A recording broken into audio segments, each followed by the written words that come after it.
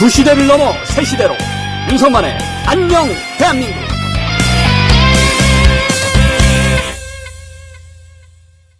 시청자 여러분 안녕하십니까? 윤석만의 안녕 대한민국 6월 3일 아침 방송을 시작하겠습니다. 여러분 벌써 드디어 6월 3일 대선 투표 본선의 본투표의 날이 밝았습니다. 어떻게 투표들은 다 하셨는지요?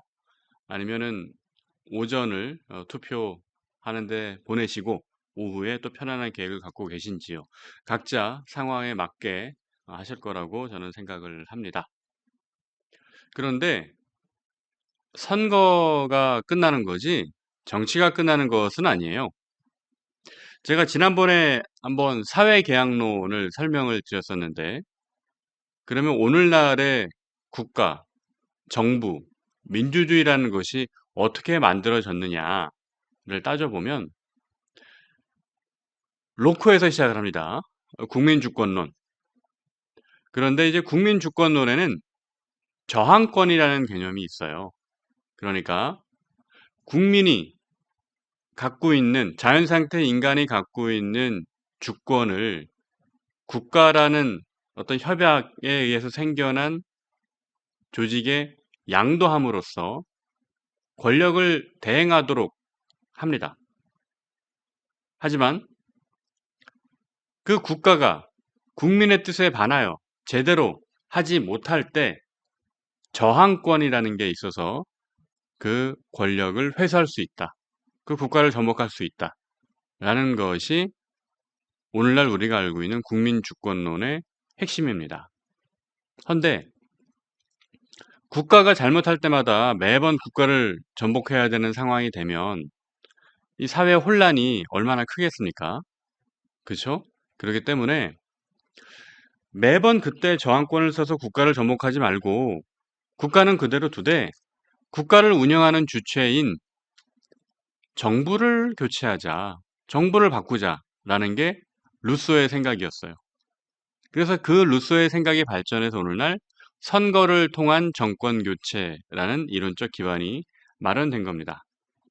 그래서 그것에 따라 지난번 문재인 정부가 윤석열 정부로 바뀐 것이었고, 그리고 이제 윤석열 정부는 끝났죠, 이미. 지금은 사실은 뭐 주인이 없는 정부 상태인 거죠. 그 상태에서 오늘 이제 투표를 통해 당선되는 사람이 그 사람의 이름을 딴 정부가 내일 곧장 출범을 합니다. 그래서 내일의 일은 뭐 내일 말씀드려야겠지만은 뭐 대략 우리가 어느 정도 예상은 하고 있죠. 예상은 하고 있고 그런 상황을 마지막으로 오늘 한번 판세를 한번 짚어보겠습니다. 자, 첫 번째 기사 띄워주십시오. 네, 조선일보 기사인데 마지막 판세는 하고 민주는 대세론이 굳혀졌다. 국힘은 골든크로스에 진입했다라는 이야기입니다. 김민석 공동선대위원장은 이렇게 말을 합니다. 좁혀졌지만 대세를 못 뒤집는다. 안정적 승리를 기대한다. 자, 좁혀진 원인이 뭡니까, 여러분? 원래는 말이죠. 부산, 경남에서 이재명 후보가 이기고 있었고요. 그리고 일부 여론조사에서는 TK에서도 이재명 후보가 앞서는 걸로 나타난 적이 있어요. 일부 여론조사에서는. 그런데 그것이 한동훈 전 대표가 집중 유세를, 본격적인 유세를 전국에서 하면서 여론이 뒤집혔습니다. 그러니까 한동훈 전 대표가 집중 유세한 TK, PK, 충청 여론이 판세가 달라졌습니다. 그때부터 김문수 후보와 이재명 후보의 격차가 한 10% 정도로 줄었습니다. 원래는 20% 차이가 넘었거든요. 그러면 분명히 한동훈 전 대표의 영향 때문에 이제 이재명 후보와 김문수 후보의 격차가 줄었는데 그것을 김문수 후보나 국민의힘에서 인정을 하느냐? 뭐 딱히 인정을 하는 것 같진 않아요. 한동훈 전 대표가 잘해서 그랬다라는 걸 인정하지 않고 그냥 본인들이 잘해서 그랬다라고 생각을 하는 것 같습니다. 여전히. 아직도 전 그런 느낌이 드는데 지울 수가 없군요. 자, 민주당은 어쨌든 자기들의 안정적인 승리를 할 것이라고 기대를 합니다. 그런데 국민의힘은 어떠냐? 김용태 비대위원장. 여러 조사에서 김문수 후보가 역전을 했다. TK 투표율, 득표율 80% 목표다. 근데 사전투표 사전투표율이 너무 낮게 나타나가지고 TK 투표율이 80%, 득표율이 80%. 이거 될지 모르겠어요. 이거 너무 높게 잡은 거 아닌가 싶습니다. 그리고 그 밑에 개혁신당 천하람 상임선대위원장은 이준석으로의 표 쏠림만이 유일하게 이기는 수다. 자, 한때 국민의힘에서 이제 개혁을 이끌었던 젊은 정치인들이죠. 그래서 뭐 천하용인 이렇게 불렸었는데, 자, 천하람 의원은 개혁신당으로 가 있고, 천하용인에서 아를 담당했던 허은하 전 의원은 민주당으로 가 있고, 김용태 비대위원장은 지금 또 국민의힘에 남아 있고, 참 정치라는 게 이 이합 집산이 어떻게 되는지 참 알 수가 없네요. 그죠? 불과 몇 년 전에 이제 천하용인이라는 이름으로 국민의힘 이제 지도부가 되기 위해서 전당대회를 열었던 기억이 생생한데, 지금 보면은 김용태 의원만 국민의힘에 남아 있고, 심지어 허은하 전 의원은 민주당으로 가고, 허 전 의원 뭐 개인적으로 저도 좀 잘 압니다만은 참 어떻게 갑자기 민주당으로 가서 저도 좀 놀라기도 했습니다. 물론 이준석 의원과의 사이가 틀어지면서 그 문제가 좀 크긴 했지만, 자, 정치라는 건 여전히 알 수가 없습니다. 그러므로 내일 어떤 정권이 출범한다 하더라도 우리의 미래를 너무 단정 짓지 마십시오. 정치는 변화무쌍하니까 어떻게 될지 또 모릅니다. 자, 민주당은 어쨌든 정권 교체를 뒤집을 상황이 아니다. 압도적인 차이가 날 것이라고 기대를 한다. 라고 생각을 하고 있고, 여론조사 공표 금지 직전 조사들을 보면 이제 민주당이 뭐 대부분 앞서는 걸로 나옵니다. 그러니까 소수의 조사만 어떤 조사에서는 그 마치 김문수 후보가 박빙이거나 앞서는 것처럼 그렇게 얘기가 되는데 그거는 사실은 신뢰하기 어려운 조사예요. 네. 그래서 다수의 여론조사들은 이재명 후보가 다 이기는 걸로 나옵니다. 오차범위 바깥에서. 그리고 지금 민주당에서 기대하는 것은 그동안 열세 지역으로 꼽혔던 곳에서 선전할 것이다라는 기대를 하고 있어요. 근데 특히 이제 TK, 대구와 경북에서 얼마나 득표를 할 것이냐. 그것이 주요한 관전 포인트로 보여지고 있습니다. 그럼 국민의힘은 어떠냐? 국민의힘은 일단은 역전 구간에 진입했다라고 주장을 합니다. 뭐 본인들이 어떤 근거가 있으니까 주장을 하겠죠. 근데 그 근거의 설득력은 매우 낮습니다. 그것이 어떤 대세를 이루는 결과는 아니에요. 어떤 일부의 조사가 그렇게 나올 수는 있죠. 하지만 역전 구간에 진입했다라는 말은 우리가 곧이곧대로 믿을 수는 없습니다. 물론 지지자들을 이렇게 좀 치열업하는 차원에서는 이런 얘기를 할 수 있어요. 근데 좀 과장이라고 봐야겠죠. 그래서 김용태 위원장이 이렇게 얘기를 했습니다. 선거운동 기간 저희 당이 과거 잘못했던 부분을 인정하고 바뀌려는 모습을 보여줬다. 대표적인 게 그거겠네요. 김용태 위원장 입장에서는 우리가 탄핵을 반대하는 걸 당론으로 채택했던 것을 무효하겠다. 뭐 이런 이야기를 한 것이 과거 잘못을 인정하고 바꾸는 모습이었다라고 말을 하는 것 같은데 그러면 뭐합니까? 윤상현 의원이 바로 그 말도 안 된다. 우리 당의 정체성은 탄핵 반대다. 그렇게 얘기를 했는데 지금 보니까 비대위원장으로서 김용태 의원의 영이 하나도 안 쓰는 거예요. 그러니까 뭐냐면 국민의힘에서 비대위원장으로 김용태 의원을 앉혀놓고 그냥 김용태 의원 혼자 떠들어라 하고 국민의힘 안에서는 김영태 의원이 무슨 말을 하든 그냥 귓등으로도 안 듣고 넘어가는 겁니다. 처음에 제가 얘기했던 김영태 의원의 얼굴 마담 논이 현실화가 된 거죠. 아쉽습니다. 나경원 의원, CBS 라디오에서 이렇게 얘기를 했습니다. 김문수 후보가 무섭게 올라오고 있다. 무섭게 올라왔죠. 올라오다가 멈춰서 그렇지. 한동훈 전 대표의 집중유세 덕분에 무섭게 올라왔었죠. 그러면서 이재명 후보 아들의 음란 욕설 댓글, 유시민 전 이사장의 차별 발언 두 가지로 판세가 변했다라고 하는데 뭐 두 가지가 영향을 미친 것은 맞아요. 한데 판세까지 변할 정도는 아닙니다. 나경원 의원도 좀 과장해서 이야기를 하고 있습니다. 그리고 신동욱 국민의힘 선대위 대변인 단장 추격세가 지속되면서 골든 크로스 구간에 진입했다. 자, 신동욱 의원의 말은 믿을 수 없습니다. 신동욱 의원은 본인이 갖고 있는 에토스를 모두 소진했어요. 그러니까 참 정말 안타까운 지점이에요. 저한테는 이제 언론계 선배이기도 한데 그렇게 오랫동안 쌓아왔던 어떤 언론인으로서의 또 앵커로서의 그 신뢰의 에토스를 정치하는 그 짧은 기간, 정치하는 한 반년 정도 특히 비상계엄 그 시기에 다 까먹었습니다. 그래서 지금은 신동욱 의원이 무슨 말을 해도 못 믿겠습니다. 얼음으로 빙수를 만든다 그래도 저는 신동욱 의원의 말은 믿기 힘들 것 같아요. 그러니까 지금까지는 신동욱 의원이 참 앵커로서 뭐 멋진 말 많이 했죠. 그 TV조선 앵커로 있을 때 좋은 말 멋진 말 많이 했습니다. 근데 지금은 못 믿겠어요.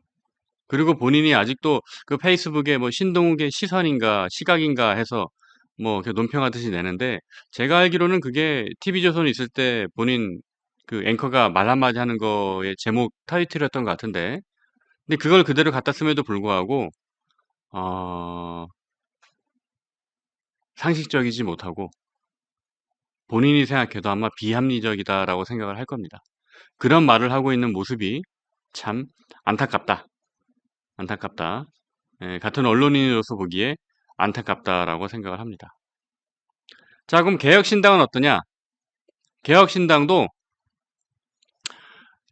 천하람 선대위원장이 이렇게 얘기를 합니다. 쉬운 과정은 아니지만 중도 확장 가능성, 젊은 세대의 표심을 받을 수 있는 이준석 후보에게 표 쏠림이 벌어지는 게 유일하게 이길 수 있는 경우의 수다. 뭐 천하람 개혁신당 선대위원장의 말도 과장이 섞였어요. 섞였지만 그래도 국민의힘보다는 덜하네요. 왜냐하면 국민의힘에서는 지금 뭐 역전이 되고 있다 이런 식으로 얘기를 하는데 그 뭐 사실 믿기 힘들죠. 우리 건전한 상식을 가진 지지자들 입장에서는 믿기 힘듭니다. 근데 이재명 후보에 맞서서 TV 토론을 보면은 이준석 후보가 선전을 한 것은 맞아요.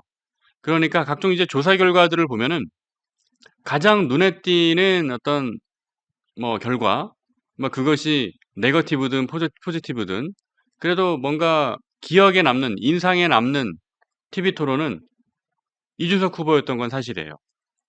반대로 김문수 후보는 별 기억에 안 남습니다. 이거는 제 인상평이 아니고 그 조사 결과가 그래요. 조사 결과 김문수 후보는 별 어떤 임팩트를 주지 못했습니다.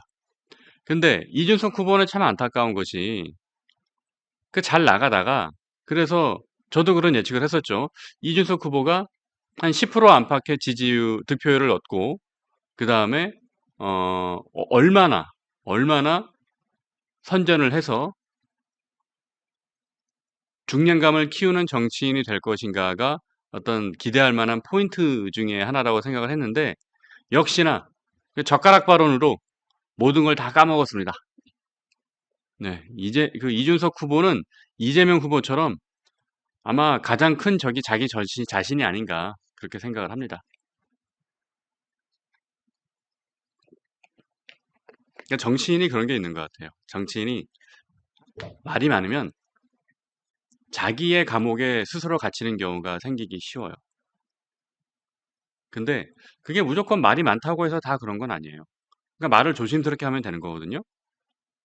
근데 조심스럽게 하지 않고 이게 이 머릿속에서 스크린 없이 그 데스킹 겹치 그냥 나가다 보니까 나중에 설화가 되는 경우가 많죠.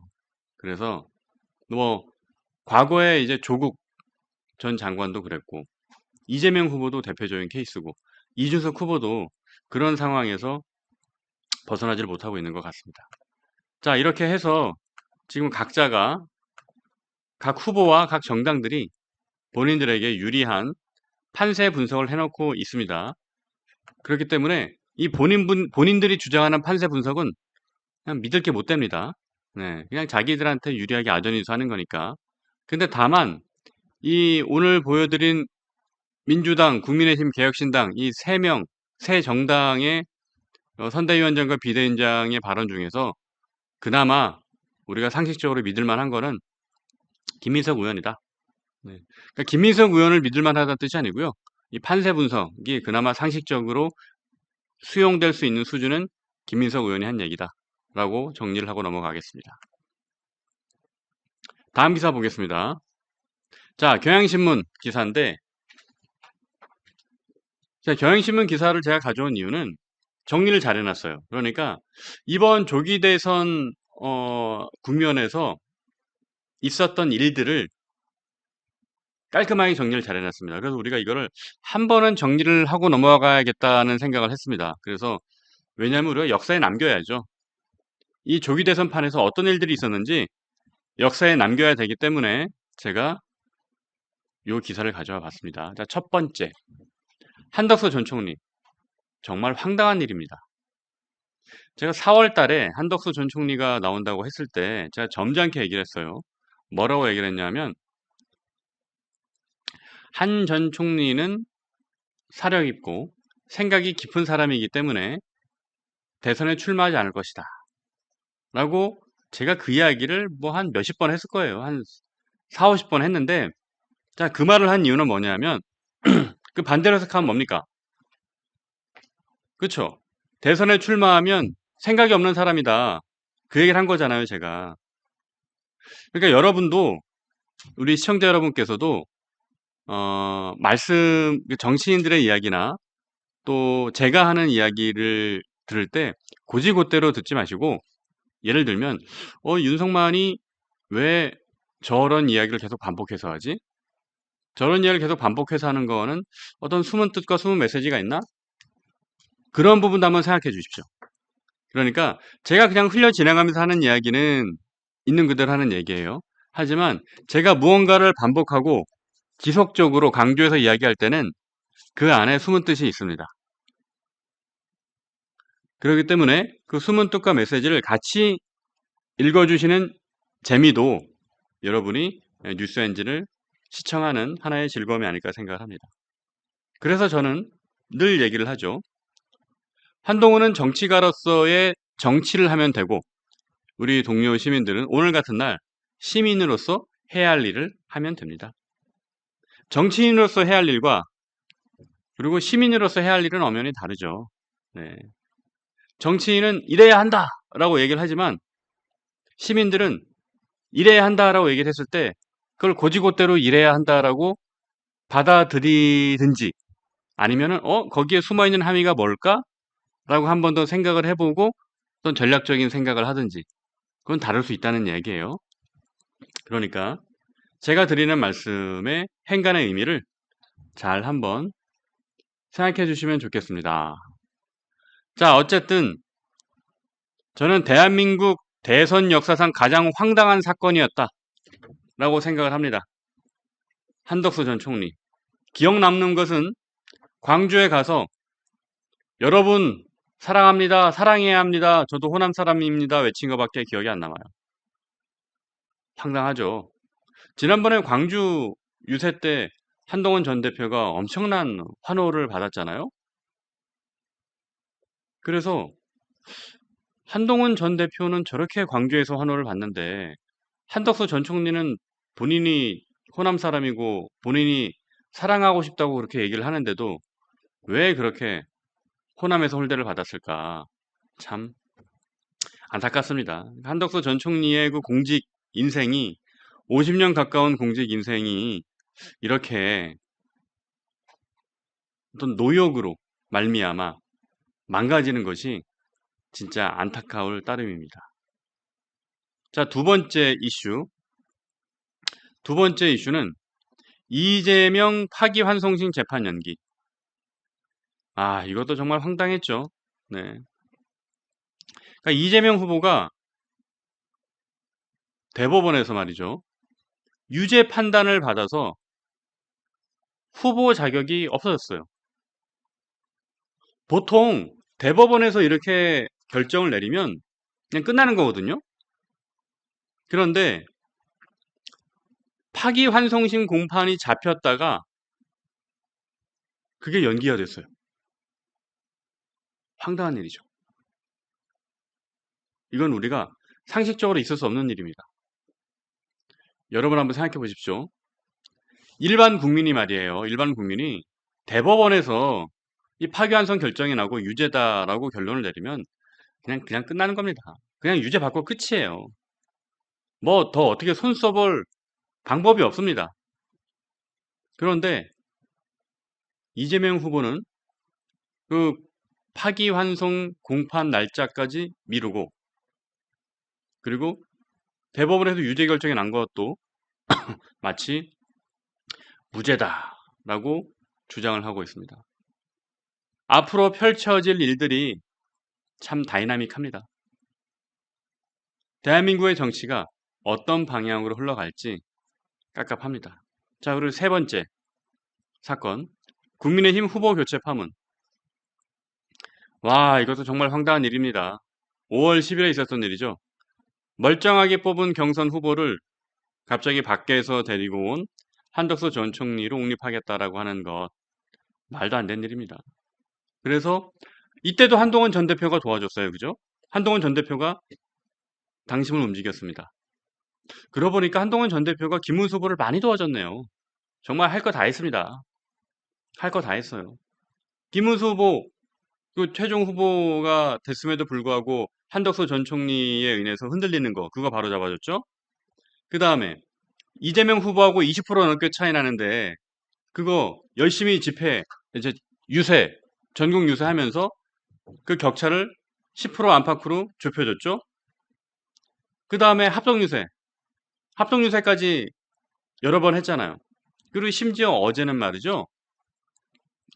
어제는 정말 저도 참 뭐 말로 표현하기는 좀 그런데 어제는 좀 저도 마음이 좀 아팠습니다. 어제는 왜냐하면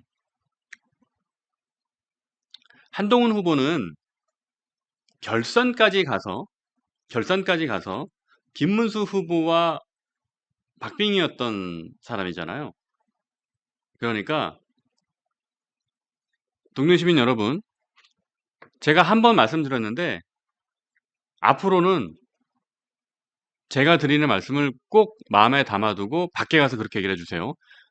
그러니까 김문수 후보하고 한동훈 후보하고 이제 최종 경선을 했을 때 여론조사와 당원 투표 결과의 합이 43%였다. 뭐 그렇게 우리가 계속 얘기를 하지 않습니까? 근데 그렇게 말하지 마세요. 그거 아닙니다. 왜냐하면 당원 투표라는 건 말이죠. 그 당원 투표에 우리가 어떤 내용이 들어있어요. 그 한 달짜리 1,000원짜리 책당, 그것도 포함이 된 거 아닙니까? 그리고 그 당시 당원 투표는 뭐였어요? 한덕수를 옹립하려 한다는 움직임 속에서 뭐 을지문덕이니 김덕순이 한문순이 뭐 그렇게 해서 상당히 공정한 페어한 당원 투표가 아니었잖아요. 그러니까 그때 얘기는 우리 하지 맙시다. 국민 전체로 얘기합시다. 여론조사만 갖고 얘기합시다. 최종 경선 때 여론조사 한동훈 전 대표 48점 몇 프로 받았습니다. 그죠? 김문수 후보하고 3%밖에 차이 안 났어요. 그러니까 박빙이었던 거라고 보면 됩니다. 보통 오차 범위가 3%, 5% 안팎으로 나오잖아요. 그 정도 수치였던 거예요. 그죠? 그러니까 최종 경선에서 김문수 후보와 한동훈 후보는 박빙이었습니다. 그러니까 앞으로 어디 가서 43%였다. 그런 얘기 하지 마십시오. 그리고 정상적으로 치러진 경선이었다면 한동훈 전 대표가 이겼을 겁니다. 정상적으로 치러진 국민의힘 경선이었다면 한동훈 전 대표가 이기고 국민의힘의 최종 후보가 돼서 오늘 이미 한동훈 전 대표가 내일 취임을 준비하는 상황이 됐을 겁니다. 정상적으로 이 대선이 상식적으로 치러졌다면 말이죠. 그런데 그렇지 못했죠. 어쨌든 김문수 후보를 한동훈 전 대표는 너무 많이 도와줬어요. 그래서 어제 제가 마음이 좀 아팠던 것은 한동훈 전 대표는 그렇게 결선까지 간 후보, 김문수 후보와 3%밖에 차이 나지 않는 후보였음에도 불구하고 뒤에 양양자, 나경원 뭐 이런 후보들과 같이 서 있었습니다. 정말 저는 이런 표현을 쓰고 싶지 않지만 병풍처럼 서 있었습니다. 양양자, 나경원 후보 모두 뭐 열심히 했죠. 하지만 그분들은 그냥 초반에 이렇게 탈락한 분들이고 한동훈 전 대표는 최종까지 김문수 후보와 박빙으로 싸웠던 사람이잖아요. 근데 그런 사람을 똑같이 그렇게 뒤에 병풍으로 세워두고 손학규 길게 얘기하고 이낙연 전 총리는 이낙연 뭐 이렇게 길게 얘기를 합니까? 오랜만에 그런 사람 많은 무대에 서서 기분이 좋았던 건지 이낙연 전 총리 너무 길게 얘기했어요. 이낙연. 저는 정말 이해가 안 되는 게 말이죠. 이낙연하고 한동훈하고 누가 좌파입니까? 생각해 보세요. 문재인 정부의 2인자였던 이낙연과 한동훈 두 명 중에 누가 좌파예요? 그런데 어제 그 마지막 파이널 유세를 보니까 이낙연 그렇게 연호를 많이 하대요. 그 지지자들이. 이낙연을 엄청 그렇게 호명하고 연호하고 그러던데 이낙연 후보가 최종 후보였으니까 뭘 그렇게 길게 얘기합니까? 그죠? 그리고 김문수 후보 얘기는 제가 하지 않을게요. 네. 김문수 후보 뭐 어제도 보니까 가족들 많이 오셔가지고 뭐 가족 행사하는 그런 분위기였는데 얘기하지 않을게요. 어차피 뭐 오늘 선거 끝나면 이 국면도 피니시니까. 어쨌든 그래서 사회자의 그 말이 더 얄미웠어요. 자, 이제 한동훈 전 대표 뭐 유세 아니 저 스피치를 좀 해야 되는데 9시가 돼서 이제 끝나서 못 한다고. 그러고 나서 또 절까지 하고. 저는 그거는 좀 잘못됐다고 봅니다. 아, 제가 김문수 후보에 대한 비판은 제가 하고 싶지 않은데 딱 하나만 얘기할게요. 저를 너무 남발하는 건 문제라고 생각해요.